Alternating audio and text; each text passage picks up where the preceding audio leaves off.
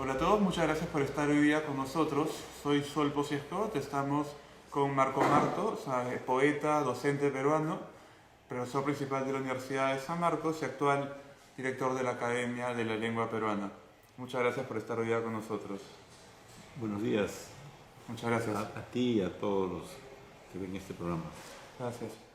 Bueno, sabemos que perteneciste a la generación del 60 de poetas y escritores. En tus palabras, ¿qué ocurre en esa época que hace justamente que los artistas, escritores, digamos, latinoamericanos, se replanteen la noción que tienen de América, Latinoamérica como continente y por lo tanto de la literatura y poesía de la región? Bueno, hay que pensar que el término generación es una cosa un poco de profesores y entonces es una cosa de estudiosos, ¿no? Las personas cuando empiezan a escribir o simplemente son artistas, no piensan en esos términos, simplemente se incorporan a una corriente, digamos, que tiene, por decir, tres momentos, los, digamos, más antiguos, los de mediana edad y los más jóvenes. Entonces los jóvenes no piensan eso, simplemente viven su contemporaneidad. Y esa contemporaneidad nos rodeaba de grandes escritores de la época del boom literario, de la época de la Revolución Cubana y de grandes cambios que se anunciaban en América Latina, de esperanza de esos cambios, cosa que finalmente no ocurrió. Entonces también podría decirse que estos jóvenes, de los cuales yo formaba parte, tempranamente conocieron también el dolor, la desesperanza.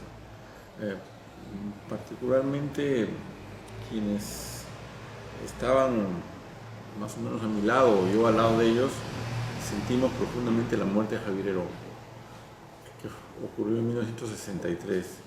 Ese fue el hecho más importante que transformó nuestras vidas, la muerte de un compañero. Y entonces eso modificó también la manera de colocarse frente a la sociedad. Esto no se veía en ese tiempo, pero sí posteriormente. Recuerdo que el tema de las guerrillas fue algo muy importante y lo que se conmemoraba más bien era a los muertos, a los prisioneros. Ese fue más o menos el tono de fines de los 60, junto con motivos de gran alegría, la aparición de grandes novelas, de grandes obras en poesía, del cine, los Beatles primero, después los Rolling Stones y un auge también de la música latinoamericana, ¿no? Ese es más o menos el clima, ¿no? Claro, y particularmente, digamos, en el ámbito creativo, literario, ¿cómo era el clima en esa época? Bueno, hay un sutil cambio entre lo que pensaban los poetas mayores, llamados del 50, y los más jóvenes, que tuvieron esta experiencia que acabo de narrar. Entonces, poetas como Romualdo, por ejemplo, de mucha importancia en ese momento, tenían mucha esperanza en el cambio, pero ese cambio no llegaba. Y significaba también, digamos, dolor. En cambio nosotros que vimos de cerca este desastre, digamos, personal, estoy pensando en Heró otra vez, pero tuvimos varios compañeros que en ese momento de cambios tan bruscos, bueno, se dieron a la tentación del suicidio, por ejemplo. Uno es Juan Ojeda, ¿no? Otro es Luis Hernández, y hay otros pues que fueron a la guerrilla y murieron, como Heró, ya mencioné, otro Edgardo Tello, otro del cual poco se sabe, Hernando Núñez. Digamos que se trata de una generación trágica. Entonces, los que quedaron en poesía, menciono a Cisneros, menciono a Inostroza, adoptaron distintas posiciones, y yo mismo, que, digamos, a la luz de los años se pueden entender más. Una persona como Inostroza, que vivió en Cuba y abominó del sistema cubano,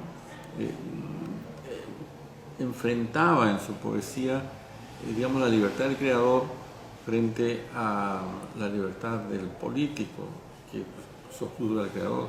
Entonces, la lectura de un poema suyo, Imitación de Propercio, por ejemplo, no puede ser solamente pensando que es un poema contra un régimen determinado, contra Fidel Castro. En realidad encierra la dificultad del artista de estar en la sociedad. Lo que era una problemática justamente relevante en la obra de muchos, como me cuentas, ¿no? De muchos poetas y escritores de la época. ¿Se puede decir que era la época, el momento, digamos, del nacimiento de nuevos ideales? Bueno, sí, en el sentido sí y no. O sea, lo que demostró la práctica es que el camino de la guerrilla no conducía a ninguna parte. Y está simbolizado por el Che Guevara. Muy heroico, pero no realista. Entonces vienen ciertas esperanzas en el plano político, esperanzas, digamos, en el juego democrático natural de los países de Occidente. Y eso significa, por ejemplo, en Chile la aparición de una candidatura victoriosa, como fue la de Allende en los años 70, y en el Perú la aparición de Izquierda Unida en los años 80 también, que generó esperanzas alrededor de la figura de Alfonso Barrantes, ¿no? Eso sería la síntesis. Aunque no haya funcionado, entre comillas, digamos, a largo plazo, el ideal del punto de vista político, digamos, de todas maneras era pues una proyección hacia algo. ¿Te parece que en la actualidad tenemos esa proyección, esos ideales políticos o culturales? Bueno, depende pues cómo se coloque uno. Si uno se coloca en el corto espacio de la vida de un ser humano, lo natural es que una persona mayor sea pesimista, porque a la luz de lo que ha ocurrido en su vida, en el Perú de estos años, pareciera que no hay esperanza. Pero la esperanza siempre es joven y está en los jóvenes.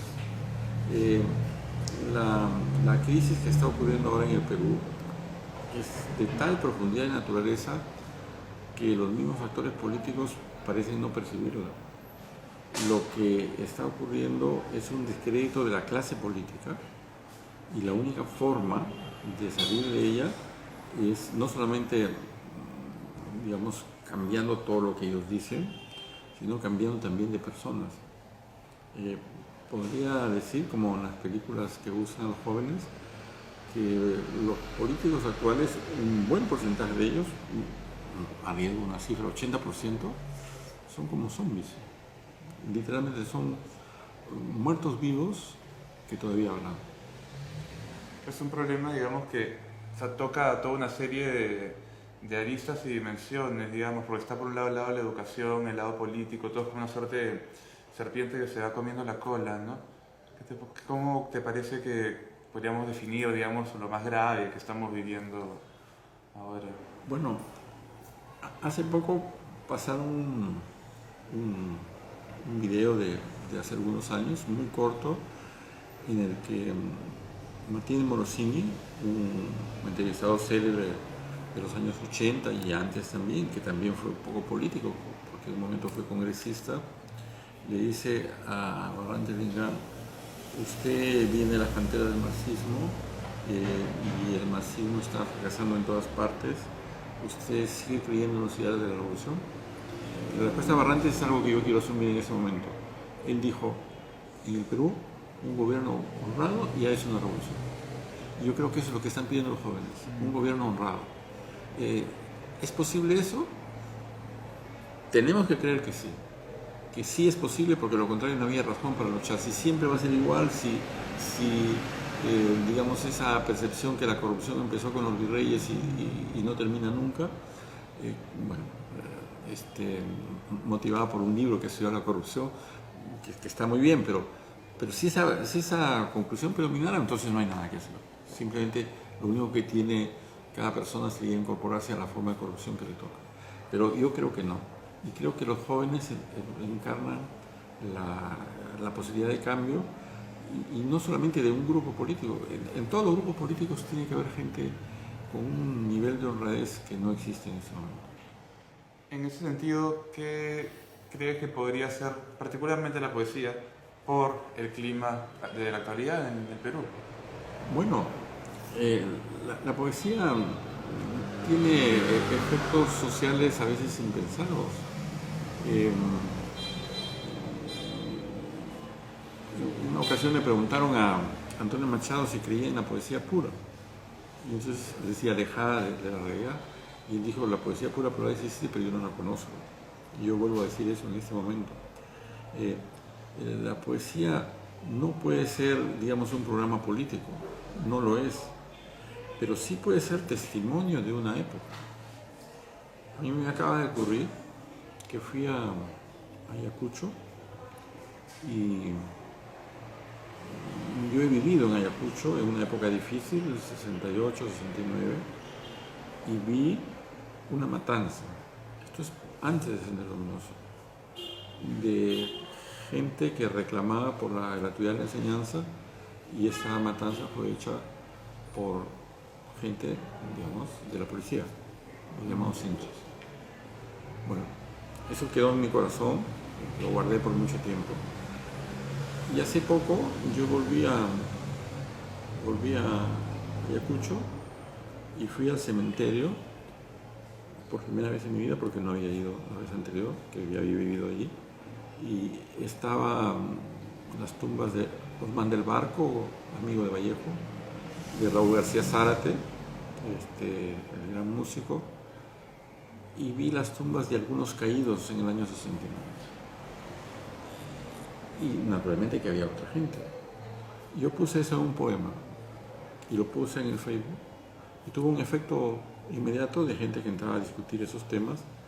Incluso un policía entró a decir: ¿y por qué no los presuntos muertos de Osman? Entonces, un ex policía dice presuntos muertos.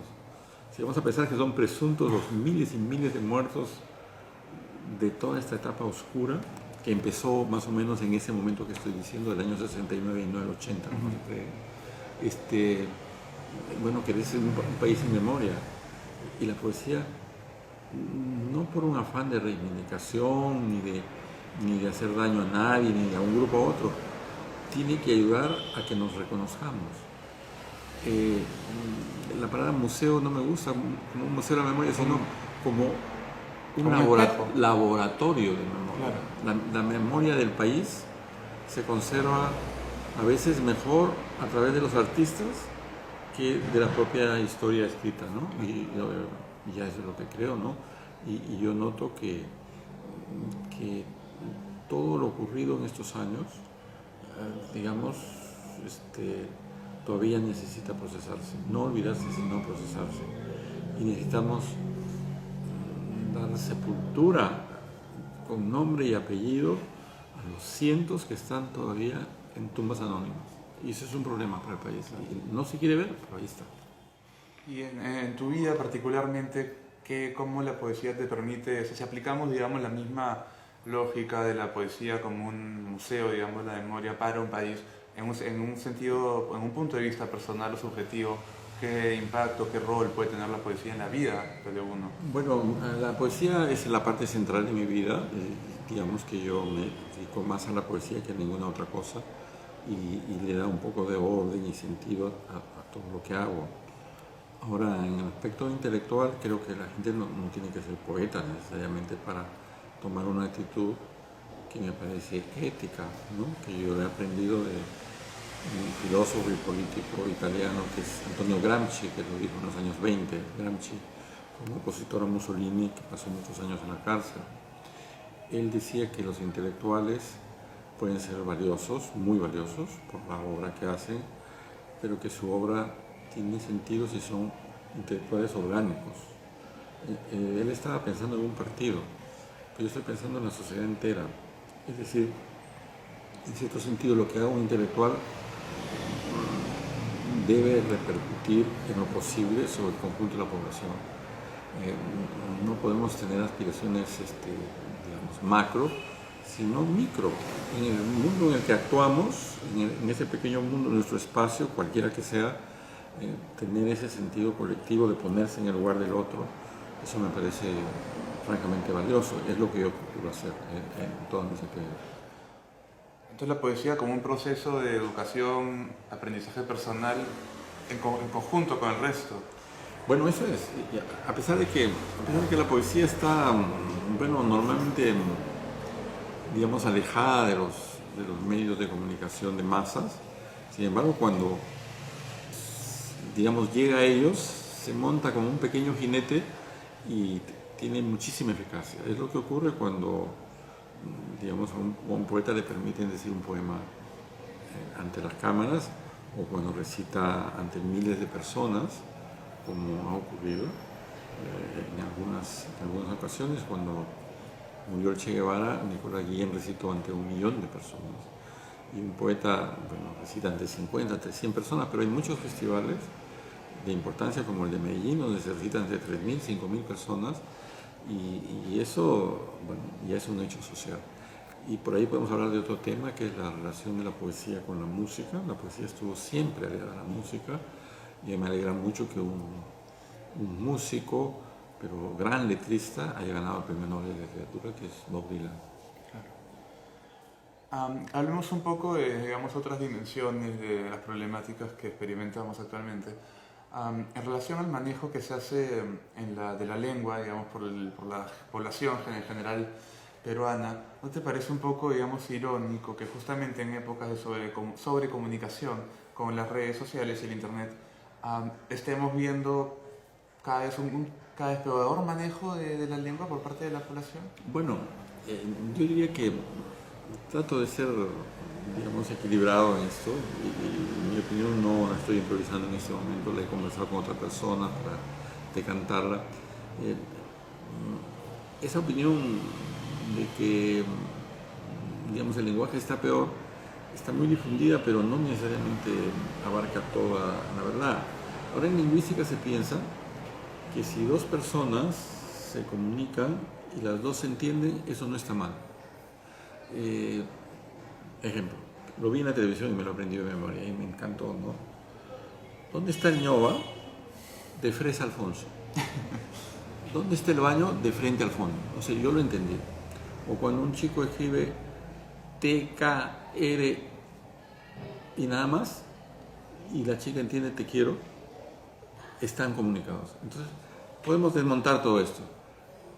La escritura, en sus inicios, la escritura fenicia, que es el alfabeto más antiguo que conocemos, no contaba signos para las vocales.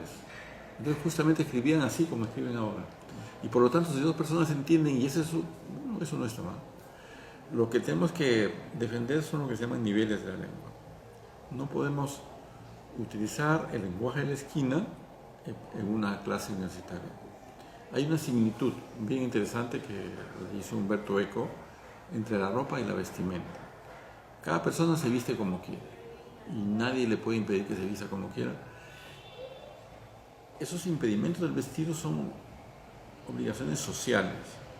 causa risa que una persona vaya con un saco, pantalón y terno a la playa cuando todos están en ropa de baño. Pero asimismo una persona no puede entrar en ropa de baño a una conferencia porque no lo dejan entrar.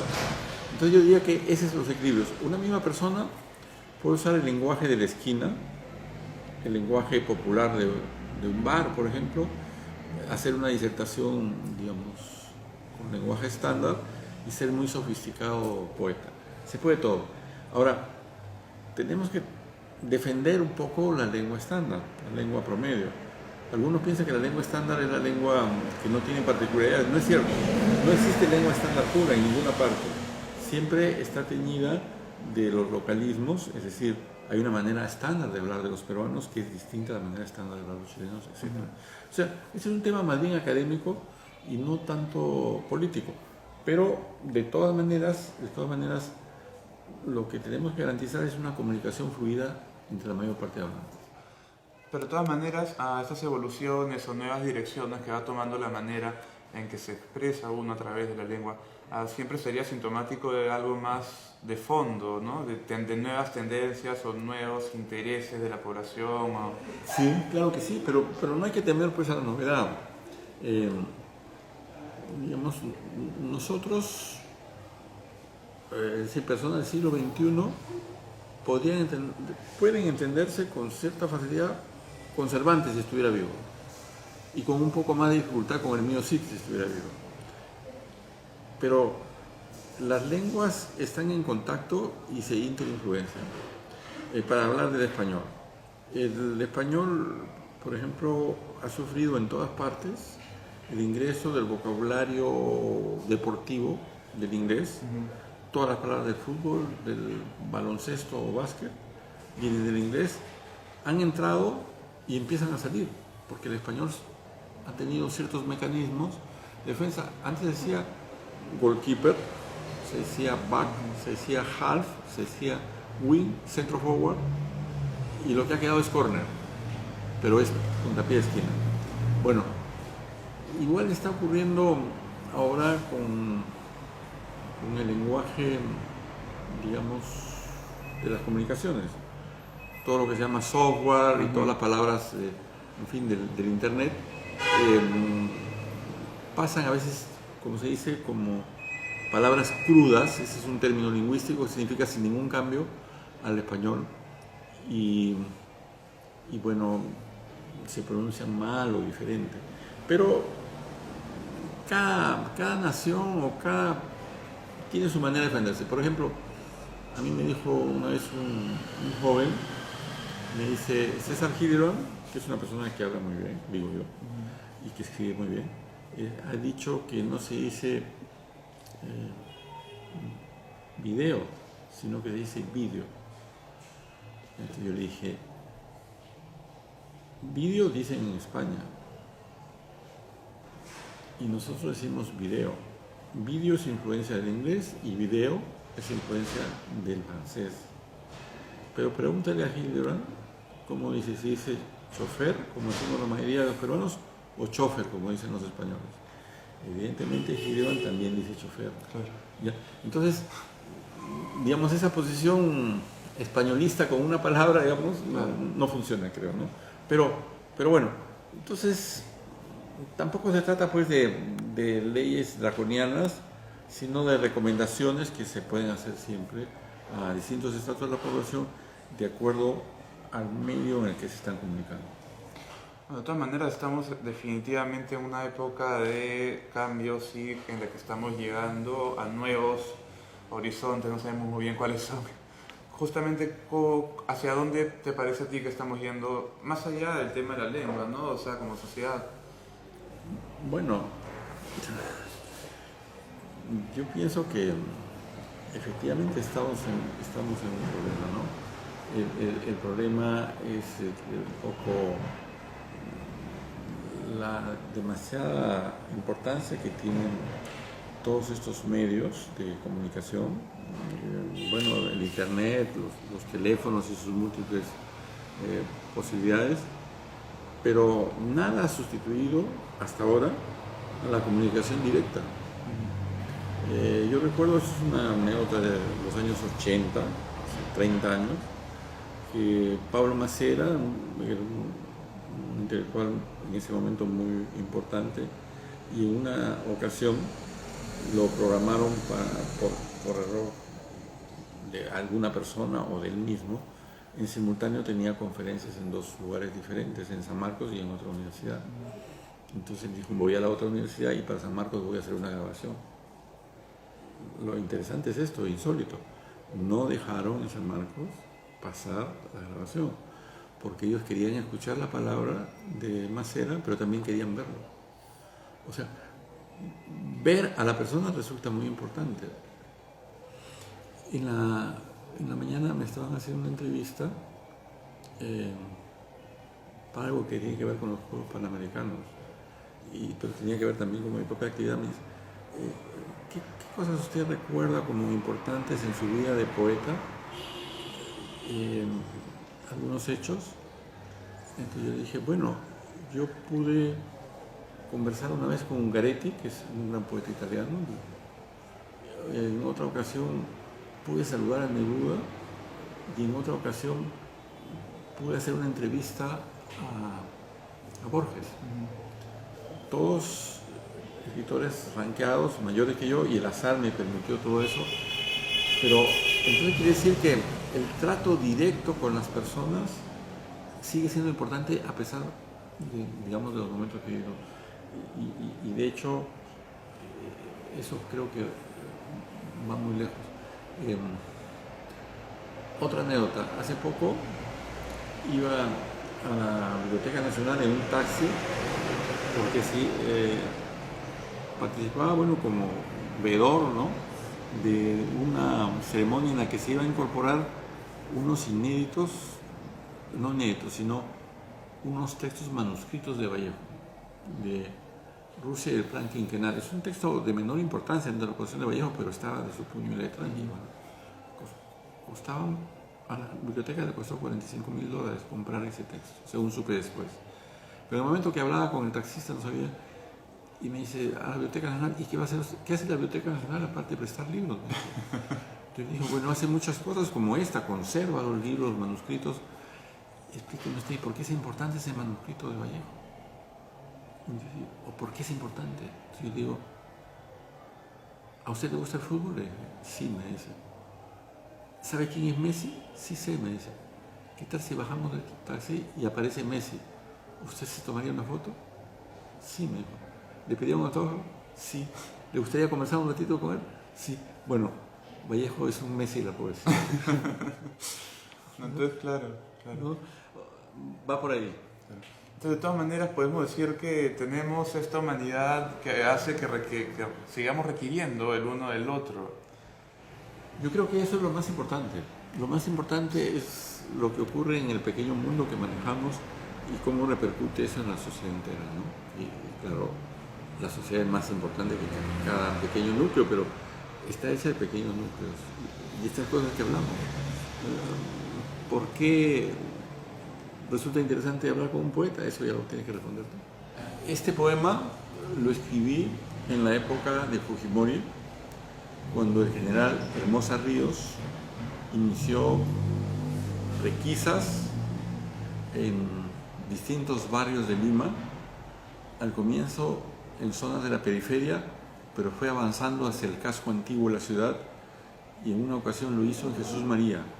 Cerró una manzana entera y fue casa por casa para buscar libros marxistas, como había ocurrido en Ayacucho, en la época de Sendero Luminoso, y como ocurrió también en la época de Sánchez Cerro y de Benavides, que entraban a las casas y buscaban los libros. Y podían llevar presos a la gente a las personas, por tener libros como La rebelión de las masas de Ortega y Gasset. Perú de metal y melancolía. Hablamos del Perú, de la necesidad de quererlo diciendo pocas palabras. Susurramos algo de sus ríos cristalinos y de sus ciénagas, de sus parajes más remotos donde habita la gente sencilla. Tomamos nuestra taza de café en el centro de lo más oscuro, y cuando el aroma va elevándose se disipa el desasosiego y advertimos que en la misma noche hay un lugar querido para la sonrisa de la libertad, incluso cuando parece una pequeña sombra vana difuminándose en el futuro. Bueno, Marco, muchas gracias por estar con nosotros.